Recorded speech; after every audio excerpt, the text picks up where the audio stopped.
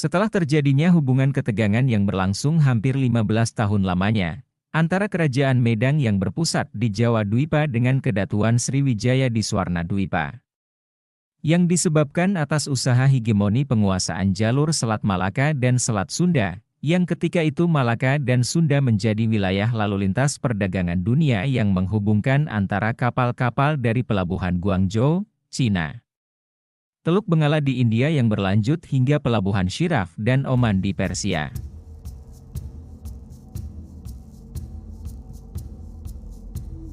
Ketegangan yang berlangsung antara Kerajaan Medang dan Kedatuan Sriwijaya diwujudkan dengan usaha penyerangan dan penundukan di pusat-pusat Kutaraja. Ketegangan itu berakhir ketika pada tahun 1016 Masehi, ketika Kedatuan Sriwijaya yang menjalin aliansi dengan dinasti Song di Cina, dan mempengaruhi mandala-mandala bawahan Kerajaan Medang untuk menyerang dan menghancurkan Kutaraja Medang di Wotan Mas, dengan peristiwa yang dikenal dengan nama Mahapralaya.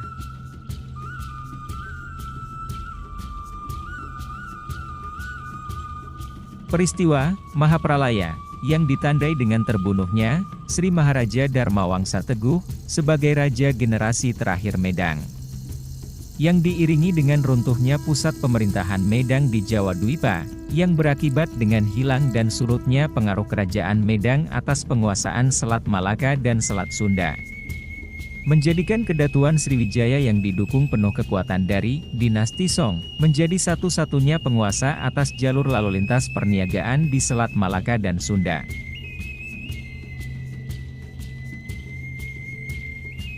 Di era kepemimpinan Sri Marawijaya Tunggawarman, telah menjadikan Kedatuan Sriwijaya menjadi satu-satunya kekuatan yang menguasai jalur lalu lintas perniagaan dunia. Wilayah Kedah menjadi pusat pengawasan kapal-kapal niaga yang melintasi Laut Sriwijaya di bagian utara. Di bagian selatan, Kedatuan Sriwijaya menempatkan pengawasan sepenuhnya di wilayah Jambi. Sedangkan kapal-kapal dari Jawa yang menuju Selat Malaka dan sebaliknya, sepenuhnya diawasi di pos pelabuhan di Palembang. Kebijakan atas pajak upeti yang tinggi yang diterapkan oleh Kedatuan Sriwijaya di era Sri Marawijaya Tunggawarman, yang dibebankan kepada kapal-kapal dagang yang melintas di wilayah perairan Sriwijaya, menyebabkan keresahan dan kerugian bagi para pedagang-pedagang asing yang mengharuskan mereka singgah di pelabuhan-pelabuhan Sriwijaya. Di antaranya perserikatan dagang dari orang-orang bangsa Tamil yang tergabung dalam Serikat Dagang Ayavole. Perserikatan Dagang Ayavole, yang merupakan perserikatan dagang besar, yang terdiri dari para pedagang dari wilayah Tamil Nadu, Karnataka, Andhra Pradesh dan para pedagang Kerala. Yang perserikatan dagang besar ini memiliki jaringan dengan para kaum Brahmana sebagai jaringan pedagang yang menyumbangkan dana besar untuk pembangunan kuil-kuil. Dan perserikatan dagang Ayavole sangat dihormati oleh Rajendra Chola, sang penguasa dinasti Chola yang berpusat di Tanjavur, India.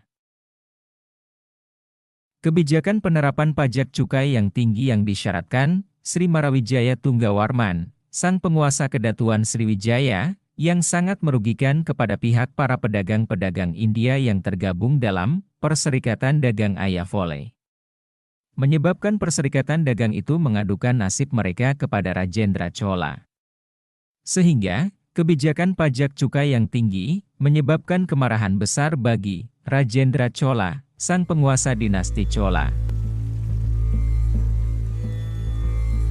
Dinasti Chola di bawah kepemimpinan Rajendra Chola, yang berhasil membangun kekuatan besar dengan menganeksasi seluruh wilayah yang berada di kawasan India Selatan, yang kemudian berlanjut menaklukkan kerajaan Arunadipura di Sri Lanka dan berjaya menduduki wilayah Maladewa.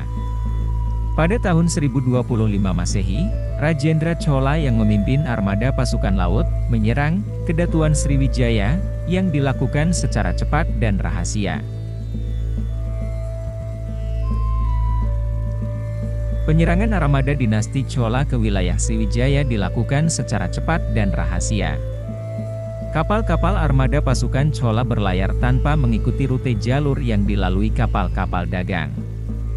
Yang biasanya kapal-kapal niaga bergerak dari Teluk Benggala melewati wilayah Lemuri, menuju wilayah Kedah yang kemudian memasuki Selat Malaka hingga menuju Palembang, sebagai pusat kota Kedatuan Sriwijaya.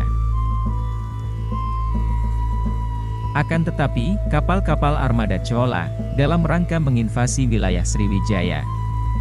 Kapal-kapal itu bergerak melalui Teluk Benggala menuju pantai barat Sriwijaya, menuju Pelabuhan Barus. Wilayah Pelabuhan Barus yang ketika itu banyak disinggahi para pedagang, Ayavole, Tamil. Kemudian atas petunjuk dari para pedagang Tamil, kapal-kapal armada itu bergerak terus menuju selatan hingga ke wilayah Selat Sunda. Sehingga melalui Selat Sunda, tanpa terduga oleh pasukan keamanan Sriwijaya.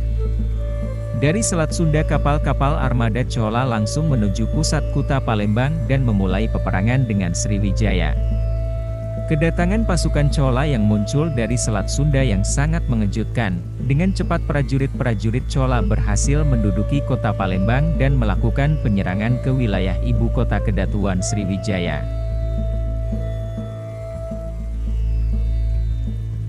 Palembang yang tanpa terduga dan sempat mempersiapkan pertahanan diri, meminta bantuan dan membalas serangan dari pasukan armada Chola. Dengan cepat Palembang sebagai pusat Kedatuan Sriwijaya menyerah tanpa perlawanan. Serangan itu berhasil membawa Sri Marawijaya Tunggawarman, sang penguasa Kedatuan Sriwijaya ditawan dan dibawa menuju India.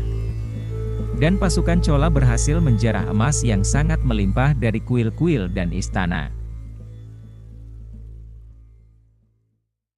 Jatuhnya Palembang sebagai pusat pemerintahan Kedatuan Sriwijaya dan ditawannya Sri Marawijaya Tunggawarman, akibat invasi armada pasukan Chola, membuat Kedatuan Sriwijaya kehilangan pemimpin dan mengalami kekacauan politik di wilayah-wilayah bawahan Sriwijaya. Dan semakin lama membuat hegemoni penguasaan Kedatuan Sriwijaya atas kontrol lalu lintas perniagaan semakin melemah. Dan membuat peran pedagang-pedagang Tamil semakin berpengaruh di Selat Malaka.